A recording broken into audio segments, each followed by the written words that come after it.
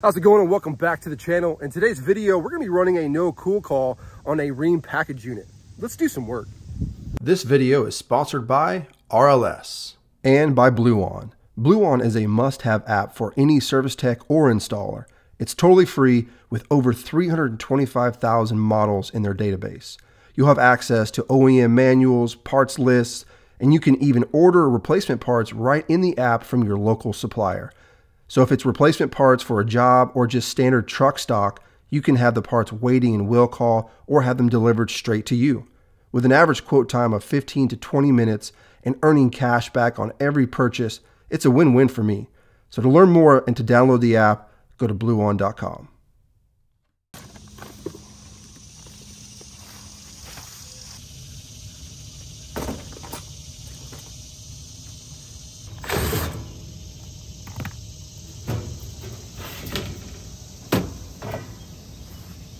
All right, so first thing I notice is the indoor fan is running and the contactor is pulled in, but the fan and compressor are not running.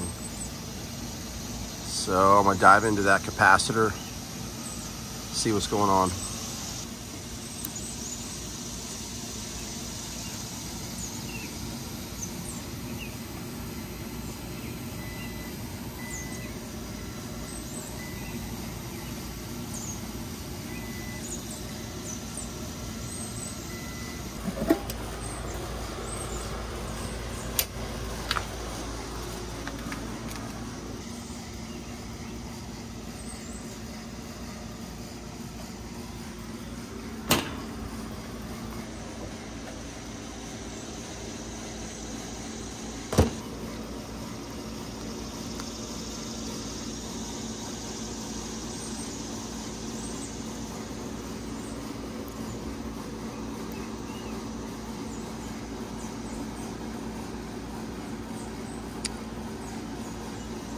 Yeah, she's dead.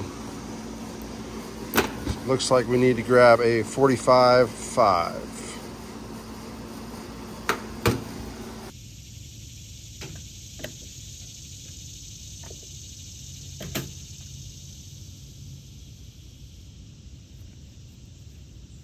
This little Supco capacitor tester is pretty nice. It has these magnetic tips to where you can quickly just attach it to the posts.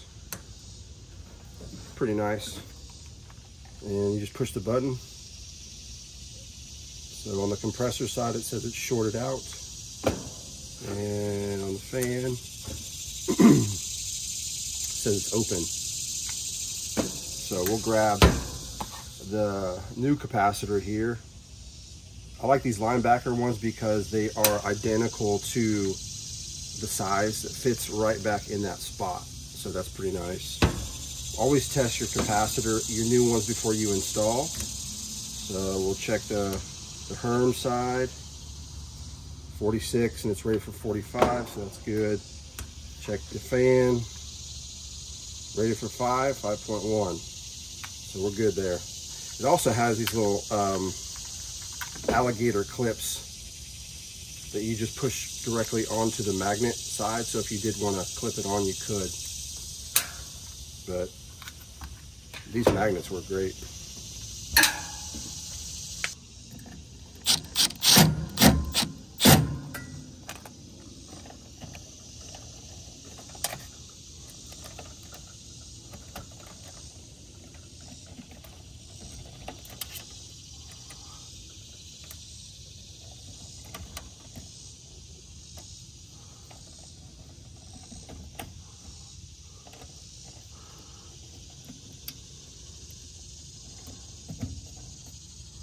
Yeah, these capacitors are pretty straightforward. You've got a common wire that goes to the COM or the C terminal on the dual capacitor. So that's going to be your hot leg coming from the contactor here. So you've got two legs, obviously. The black wire here is actually your common going straight to your compressor. This is your run wire going straight to your compressor. And then from that same hot leg, it feeds the common on your capacitor.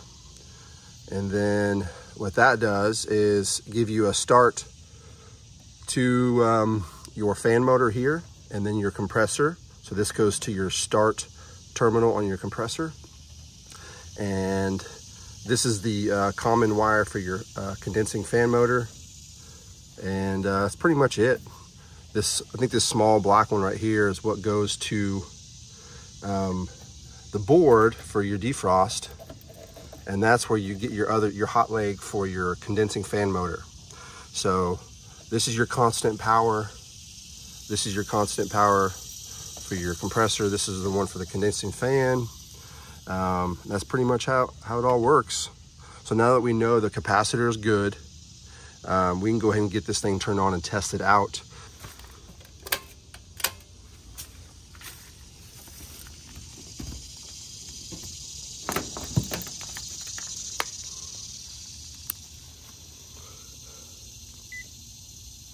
I like this meter because it shows you could do volts and amps at the same time if you wanted to. So that's pretty cool. Obviously, I'm just going to be checking amp draw right now. So when you're checking the amp draw, I always like to check on the common side of each motor. That way you're getting, like on the compressor, you're getting your load of both windings. So that'll go back to the black wire here on the compressor and the black wire on the condensing fan. So we'll go ahead and just test the compressor first. And then once it turns on, we'll move it over and check the fan as well. As a matter of fact, I'm gonna turn this back off. I'm gonna go ahead and hook up my probes and check the charge. And really the best way to check your superheat and subcooling on a package unit, especially this one, you got to take the lid off, the fan off, and get your pipe clamps down there on the lines. So I'll go ahead and do that now.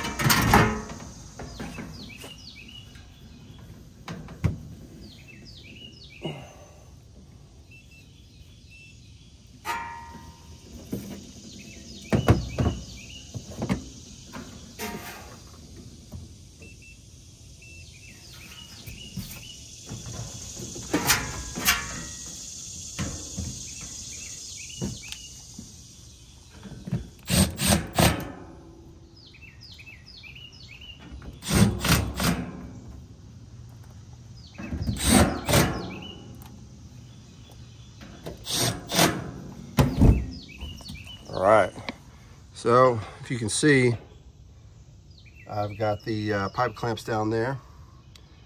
So now we can check our superheat subcooling. I'll go ahead and get my pressure probes on. I like to use these quarter pressors, so that's actually for 5/16 for like a mini split.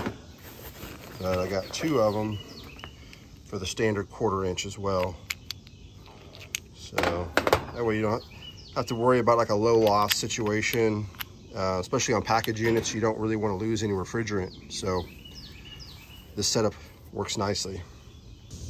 One thing to note when you're using these core depressors, any core depressor, you want to be mindful of how much you drive this needle in, because you can damage the core. So what I like to do is go ahead and hook it up, open up my app, and slowly start twisting it in until I see the pressure, and then maybe and then go in just a tad bit more. You don't want to crank it all the way in, because that's going to push that core in way too far and it's going to damage it.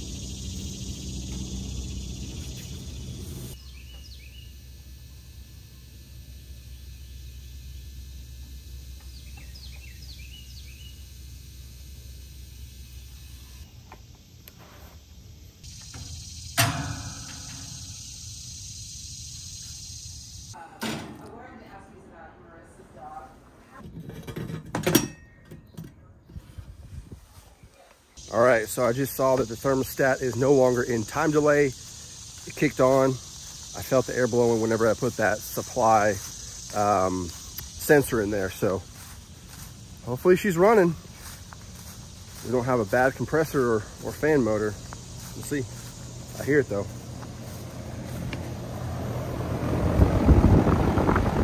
Doesn't feel very warm. Compressor's not running. So it might be out on internal overload. So I guess I need to pop this back off and check that compressor, see if it's hot.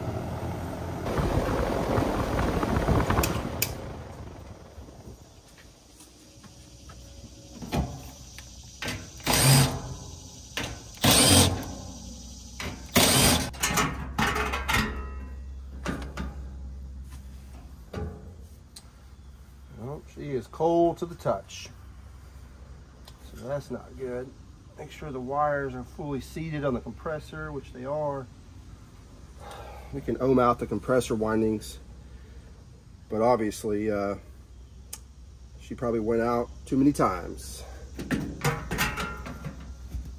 Okay, so I have all 3 wires disconnected from the contactor and the capacitor, and I am ohming out the run to common winding, and as you can see, 12 million ohms, so that's open.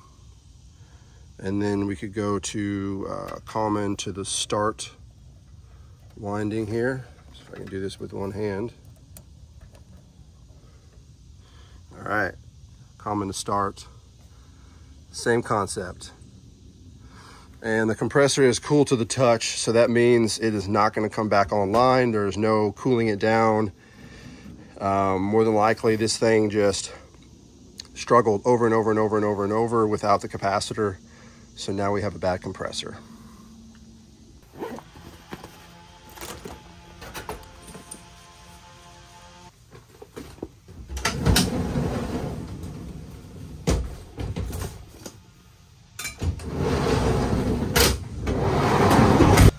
All right, so that pretty much wraps up this call. There's nothing I can do right now. I'll tell you, the customer's not happy about this. It does suck though. 4 years old and the compressor's already bad, but that's just the way it works, right? You got a run capacitor that fails and the compressor tries and tries and tries, and she never turned the system off. No telling how long it's been trying, right? Probably, you know, several days at least. But yeah, that's what happens, right? It's unfortunate, but good thing is they do have the compressor in stock. I'm just not available to do it until probably tomorrow or the next day. So I'm just going to do my best to get them, you know, on the schedule to where I can get it replaced. But anyway, that is my process on how I go through and I troubleshoot a no cool from the capacitor, checking everything. Obviously, if it fired up, I was going to go in and show you, you know, the pressures, superheat, subcool, temperature drop, just to get a good overall vitals of the system, making sure that it's, you know, working like it's supposed to. But without the compressor, obviously, we can't do that. So anyhow, that's a good way to check, you know, compressors to see if, how you know, if they're in good shape or if they're running properly or why they're not running. Swap out the capacitor, make sure that's good. Make sure you have full voltage incoming on the contactor and also on the load side, which is coming out of that contactor. So you know your voltage is good, all your connections are good. And then obviously ohming out the compressor itself. It was open, right? The internal overload is open and the compressor is completely cool to the touch. So that means that overload, that internal overload is not going to close back. So it's faulty, it's bad. So there's nothing we can do. But anyway, that's it for today's video. I'll make another video on replacing the compressor to kind of show you that whole process, starting it up, making sure everything is running smooth. And we're also going to clean the system at the same time. So that way that unit is in tip-top shape. Make sure there are no other issues. But that's pretty much it for today's video. Give it a thumbs up if you like what I'm doing and you're learning something, you're getting any kind of value out of it. Subscribe to the channel if you haven't already. I really appreciate that, helping the channel grow. We're getting close to 100,000, which is pretty cool. Pretty excited about that. But that's it. Thanks for watching, guys. See you in the next one.